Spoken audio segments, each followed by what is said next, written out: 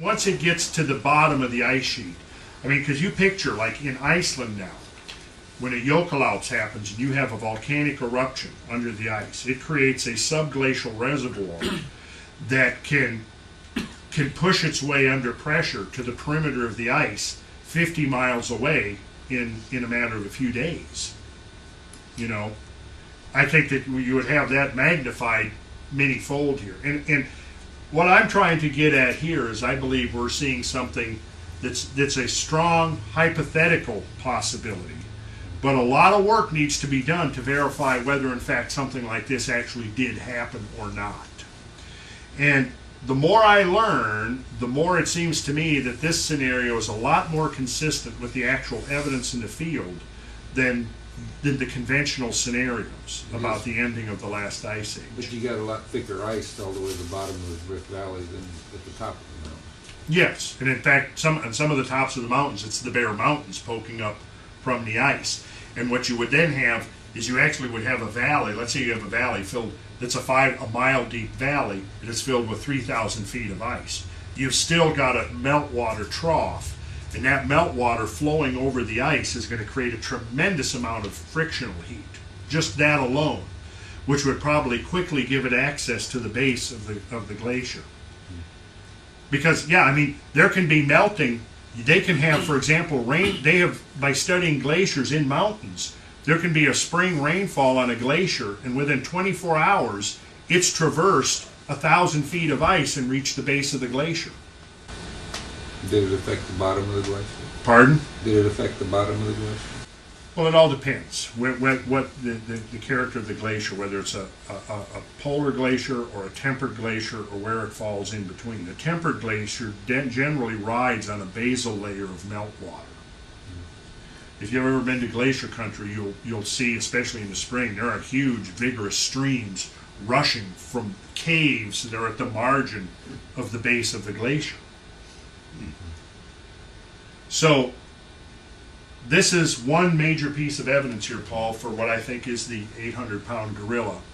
And what, to kind of summarize this a little bit, I guess what I would say is, from all fronts, scientific fronts as well as the ancient traditions we've inherited are pointing to the same thing, and that is that, you know, our planet is essentially, we're living on a planet that's like, well, how can I say it? We're like sitting ducks in a cosmic shooting gallery. And it's not a cause for hysteria or fatalism or despair, because the point of it is we are now at the level of technological development where this whole process, we could now intervene in this process. I mean, we are actually closer now to being able to intercept a comet or asteroid that could strike Earth than we were to putting a man on the moon in 1960. What is missing here is the consciousness and the will. Those are the two main ingredients that are missing.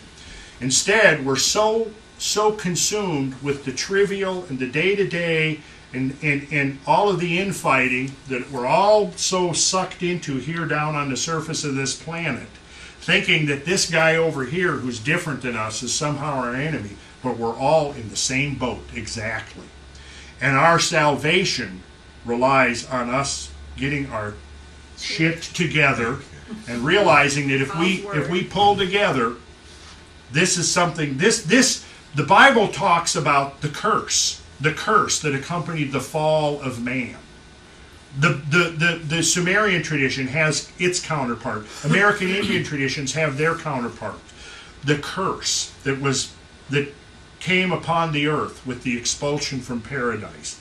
And that would be a metaphor very worthwhile to explore, because I think the curse refers us directly to a phenomena whereby our planet is part of a cosmic environment, and the cosmic environment has triggered changes of an extraordinary magnitude repeatedly on this planet, and that the human presence on planet Earth is primarily for one long-term reason, is because if it is the destiny of Earth to be the seeding ground for cosmic life, It will never happen as long as Earth continues to be vulnerable to this. Now, out of all the millions of species present on Earth at this time, only one species has the ability of foresight, has the ability to decipher and figure this out. And it's at the core of every single sacred tradition we've inherited from every continent on Earth. And now it is being confirmed repeatedly and abundantly and redundantly by science in multiple different venues. Now the question is, are we human beings going to wake up in time, or will we go the way of the last great catastrophe? As the Hopi Indians say, what happened when the Great Flood came and wiped out the human race? It was that mankind forgot the great plan of the Creator. Now, what I'm going to be proposing next is America's cosmic mission. The fulfillment of America's destiny, I believe, is to lead the human species and hence life itself into the cosmic domain. And I believe that these enlightened founding fathers, Masonic founding fathers of ours, on some level had a vision of these possibilities and wanted to create a society where these things could come to fruition. And what we've seen in the last 200 years is an incredible quantum leap in the scientific understanding of the Earth and its history and our place in it. But now, see, the challenge before us is the fact that we're like, Neo in the Matrix. We're sitting here and we've got how many billion people? What's the population of the Earth? 6.6 now. Okay, about 6.59999 billion of those people are still sleepwalking in the Matrix and have not woke up to realize that there's a great epic story inscribed into the landscape of the Earth waiting for humanity to decipher it. And once having deciphered it, to then realize that we have to act upon it. And by acting upon it and creating the transition from Earth as a vulnerable state to an invulnerable state, we will also break the ancient curse and restore the lost paradise, which to Masons is the restoration of the lost word. And by doing this, we will have created a permanent presence of life in the cosmos.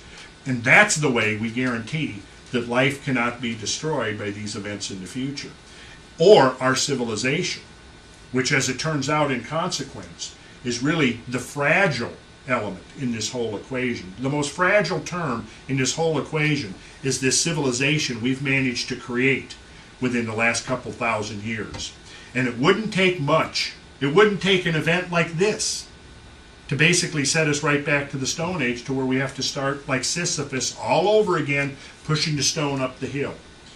So that's the work that's before us. Are you ready, Paul, to get to work? Good man. All right.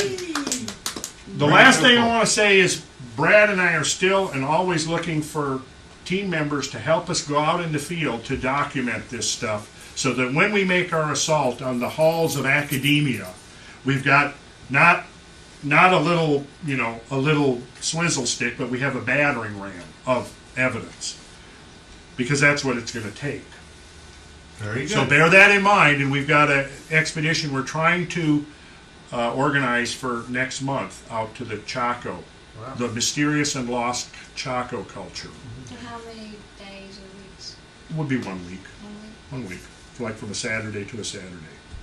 And in 2 weeks, I'll talk about what the objectives of it are, because it was pretty amazing what they had going on out there was as amazing as anything that anybody has done that we've seen in Egypt, in Sumeria, anywhere, in the Mayans, and I want to tell you about that Okay.